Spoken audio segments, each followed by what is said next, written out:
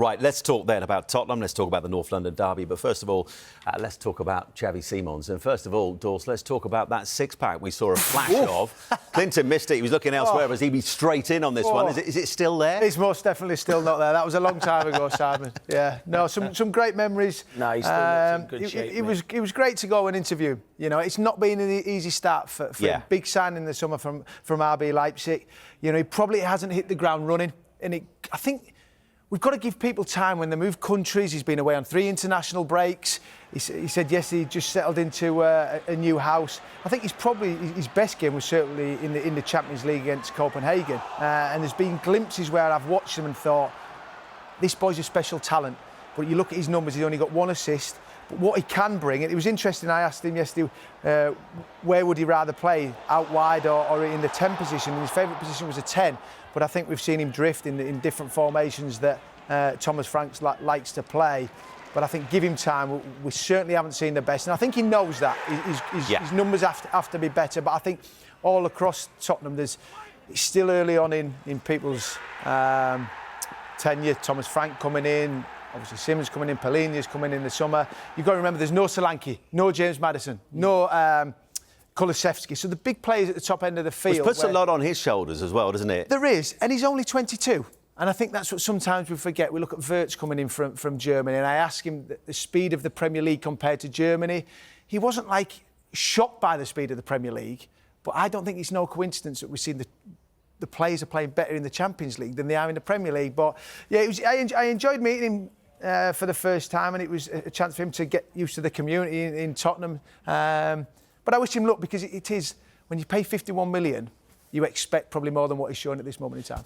And Tim, coming back to Xavi Simons, when you look at his last 3 seasons before he arrived at Spurs, for PSV Eindhoven and also for RB Leipzig as well, you can understand why the expectations were so high, because you've got 91 games played, 37 goals, 26 assists and 63 goal involvements. So far this season at Tottenham, in 11 Premier League games, you have to go back to the West Ham game for his only assist so far. Where is he best deployed for you? You talked in that interview with Dawson, Ledley King, about either being on the left or playing that number 10 role. For Thomas Frank to get the very best out of him as he continues to adjust to the Premier League, where is he best for you?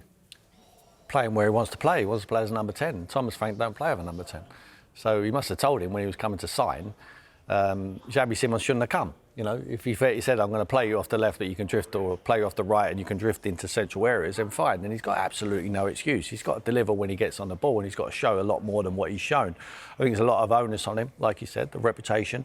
But Dors is absolutely right. It's difficult to adjust to a different country and to adjust to the Premier League. It does take time. And it normally takes time, and the time becomes easier if you've got better players around you. You know, you're feeding him the ball. The fans like him. You know, he got booed when he brought him off against Manchester United last week, or before the international break. But that's for a reason, because they're starved of any creativity within the rest of the team. And we're saying that Tottenham are doing well in the Premier League, but at home they're not doing very well. So this game on Sunday is all about making heroes, and there's a chance for him to be an instant hero. You can score against Arsenal and get a positive result, then automatically you get elevated into that hero status. And they've got an opportunity to be able to do that. He's got the ability, of course he has, but they're all very similar in his position. Odegaard, Tell, Kudos. Kudos has done all right, but they're very, very similar. So I don't think Tottenham have got the balance right, and certainly haven't got their recruitment right. Let's go back to Tottenham and let's push things on, Clinton, to that North London derby tomorrow, the 198th between the two sides. And going into this game, what kind of shape are Tottenham in? Because at home, it's been frustrating. It's been difficult at times, hugely frustrating for the fans. But away from home, a somewhat different story. We've seen them go to the likes of Man City and wins. So in some ways, where they're at under Thomas Frank so far, is it better for them than it is at Arsenal tomorrow? Yeah, definitely better. Everyone makes Arsenal favourites tomorrow. There's no pressure on Tottenham, and they've been better away from home than they have been at home. Why is that? But that's the million-dollar question. Is there more pressure to perform in front of the home fans than there is the away fans? I don't know, because it's a strange one, because you're looking at it and you're thinking to yourself, how are they not getting these results? Usually it's easier to go away from... It is. Now, that is why it's easier to go away from home. We were speaking about it earlier, in front of 5,000 fans, where you've got 60,000 fans all baying for you not playing the right way. Because you know what Tim will tell you, the way Tottenham want to play, all those Tottenham fans want to be entertained. Oh. They don't want the Thomas Frank style of football. They want to be entertained. It is going to be a difficult game against Arsenal. It's going to be a really difficult game, but you just never know if Tottenham go there with a game plan and try and play on the counter-attack or cause problems from set pieces. They have half a chance. Let's just try and wrap up the North London derby from a Tottenham point of view. Back to you, Dawes. Just in terms of... Listen, there's always pressure for both sides that goes with a derby of this nature. But were City later to win at Newcastle United in the Saturday night football, that narrows the gap to 1 point ahead of this game. That starts to ratchet up the pressure, even though it's only going to be 12 games in come the end of the weekend on the host tomorrow, doesn't it? There is huge pressure on this game. Bragging rights, playing in it many times, and, you know, on the right side a few times, on the other side hard. It really, really is. And I always looked at Arsenal, and we talked about how good they've been recruiting in this summer. And, you know, when they got top of the Premier League, they go away to Sunderland and they concede a last-minute equaliser. And you say, how are they going to respond to that? Because Liverpool have fallen off. Manchester City are the team chasing you. And that is probably the last thing that Arsenal want so early on in the Premier League. I mean, there's a long, long way to go. But, yeah, as you say, if Manchester City beat Newcastle tonight and then tomorrow, all form goes out the window. I mean, it's been a long time since Spurs have won at the Emirates. Let's not kid ourselves. 1 in 32. Yeah, a long time. 2010, wasn't it, the last one? I think it was, yeah. Yunus Kabul was latter. So it must be about time that they turn up and change that. And I think for Arsenal, losing, for me, one of their most influential players in Gabriel in a North London derby, the fight, aggression that he shows week in, week out, defending the box, both boxes incredible. He will be a huge miss. Dawes, handbrake that one, because we're going to come on to him. OK. Keep your powder dry. Well, I was just going to go into Spurs. This has to be a massive opportunity for Spurs to go, right, here we go, we're away from home. Our away form has been better than the home form. Let the handbrakes off. Let's take the game to Arsenal. I think the first 20 minutes will be very, very cautious. It has to be. The home side will dominate possession, and then let's see how the game opens up and can we hit them on the counter-attack. Nice. I don't expect Spurs to come out guns blazing. No way. Two handbrake references in the space of a minute. There you go. Because you pulled it on and I had to let it off again. So, eventually, you've heard pretty much the Spurs side of the story. After the break, as promised, we will, of course, move our attentions to Arsenal.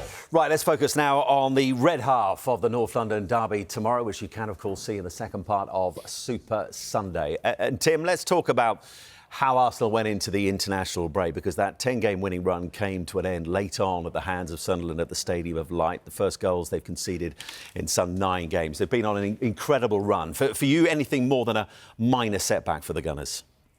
Yeah, if they lose tomorrow. I mean, this is a doubt in their mind now. No one scored against them. I mean, you know, it was very difficult to score against them. To drop points and just keep that ball alive all of the time and not finish your attack until it's finished, you know, in the second ball. You can't win the first one, win the second one. I don't think Arsenal played bad. I just think Sunderland, you have to give them credit, they just stuck at it. But this is a huge game of football tomorrow. A huge game of football. It's not just about this North London derby. Everyone knows, Dawes knows especially how emotional this game is for the fans, but it can sway both seasons for both clubs. If Tottenham could have lift-off if they beat Arsenal at the Emirates, and it can have the adverse effect for Arsenal. They've dropped points at Sunderland. Everyone expected them to win. The expectancy is there. They're going to run away with it. They've got the balance in their squad now. They've lost Gabriel. It's a huge blow. Dawes touched on it earlier for that, I think. Right, let's come back to talking about Arsenal. Let's talk in more detail about Gabriel, because Tim's mentioned it, Dawes before that as well. He's going to be out for several weeks after picking up a thigh injury on international duty for Brazil. And let's just underline his huge influence on this Arsenal side in terms of what they do when he's in the side and what tends to happen when he isn't. 26 games with, 9 without, and in those 9, they've won just 3. And look at how much that win percentage drops down by without him. It drops down to 33.3%, and the points per game goes down to 1.6. So I guess the question is, Clinton, and they've got some key players missing so far this season, and so far they've been able to absorb the losses, the likes of Odegaard. But in terms of what he brings to this team, not just in terms of defending, but that presence as well, is absence perhaps going to be the most keenly felt of all. Yeah, this will be the biggest blow. For me, he's been their best player this season, and we can talk about Saka. I think he's fantastic, and he is Arsenal's best player. But for this season, Gabriel has been so important. When Saliba got injured early on in this season, they had Mosquera that could come in. But this is totally different. I think Gabriel marshals that defence. He's such a key player. And not only this, where you're seeing with his defending, it's his set pieces where he's a threat. Where Declan Rice and Saka will pull it on the money, and he's just a threat. He loves defending. He loves getting involved in with centre forwards, and that's what he is. And this is obviously against Newcastle, where he scores the winning goal.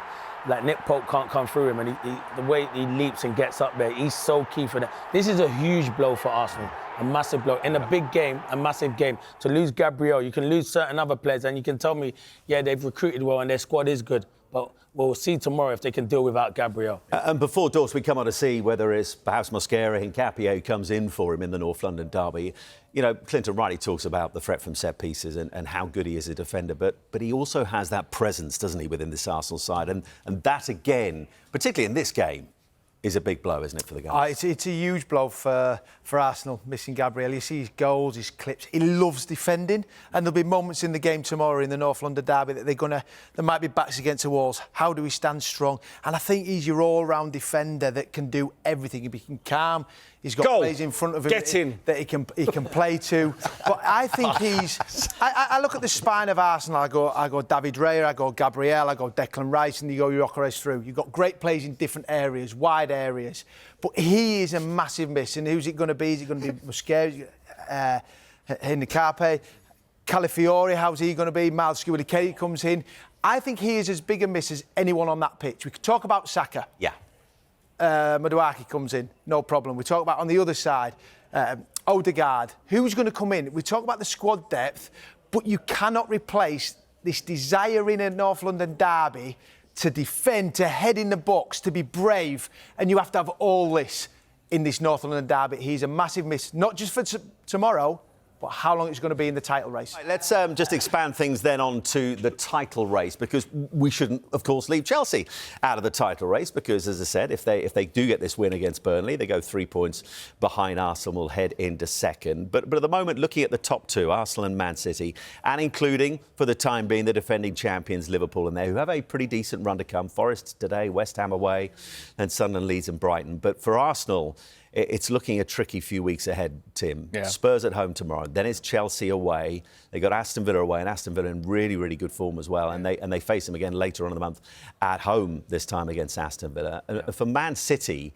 it looks, after today, and we know how good Newcastle United have been at home as opposed to away, games against Leeds United, who are struggling, and Fulham, who are struggling at the moment, and then that big game at home to high-flying Sunderland. In terms of the title race at the moment, how many teams realistically are in this race as things stand heading into game week 12? Three of them, in my opinion. I think it's a massive, like I talked about this massive game tomorrow. Which three? I'm assuming you substituting Chelsea in for Liverpool? These three.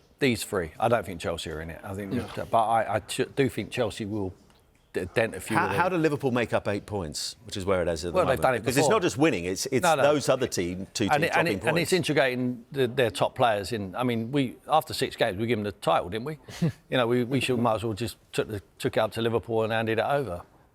Things change in the Premier League. They change around. I still believe if they win tomorrow, Arsenal, they'll win the Premier League, and then they'll win it for years and years to come. I believe it. They'll get over the line. I honestly believe this is such a huge football match. If they don't win tomorrow, I don't think they beat Chelsea. And then it's all change. I think Man City are right up their backside. I think it would be really, really That Merse tough. seat is getting to you, isn't it? It'd be really, really... I mean, a massive claim. Winners for years to come if they get that win tomorrow. I think all short of them is experience of actually getting over the line and doing it. It's the mentality now, isn't it? Doing it. Yeah. It has to be done. Look, I won the Premier League and none of our team had ever won it before. It was like, can you do it? Yeah, we didn't go and do it on again. But I think they got the capability of doing it. They're a young squad. They've got a good manager. They've built the process and they're ready to take it. But I think tomorrow is massive. It's not only 3 points, it's the emotion taking them into a very tough run of fixtures. And from a City perspective, I mean, listen, in seasons gone by, as they found out on 2 of the last 3 occasions, it was Liverpool last season, the side you don't want on your shoulders is Manchester City. Yes, this is a different City, but it seems, Clinton, that in recent weeks he's he looks like he's getting his best 11 together. That point, it could be just a point come the end of today if they go to Newcastle and win. It's a big if with Newcastle's home form at the moment. But they're looking serious challenges again, aren't they? Did you hear what Pep said? The season starts now. Yeah. So this shows me that Pep's got his mojo back on the touchline when they beat Liverpool. I looked at Pep Guardiola. He's got that, that thing in his eye where you're looking and thinking, we're in it now and we've got a great chance this season. This will go right down to the wire. I agree with Tim. I don't think it's about tomorrow's game. I think it's the next 3 or 4 games because they do have Aston Villa in there and they have Chelsea. And obviously, they say Chelsea can't win it, but they can definitely cause an upset, and that is a London derby. And then Chelsea will be looking to go and beat Arsenal. But yeah, with Man City, they're definitely in it. And you know what it is with Arsenal? They haven't had the experience of winning the Premier League, this young team at the moment, the young players that they've got at the moment, where Man City have, and they've got a manager who's got so much experience. So this is going to go right down to the wire. At the moment, Arsenal are still favourites. But yeah, Man City are coming, and when you've got a manager like Pep Guardiola and the way he's talking at the moment, he believes in it as well. And never rule out Liverpool, because they can go 10 or 11 games unbeaten.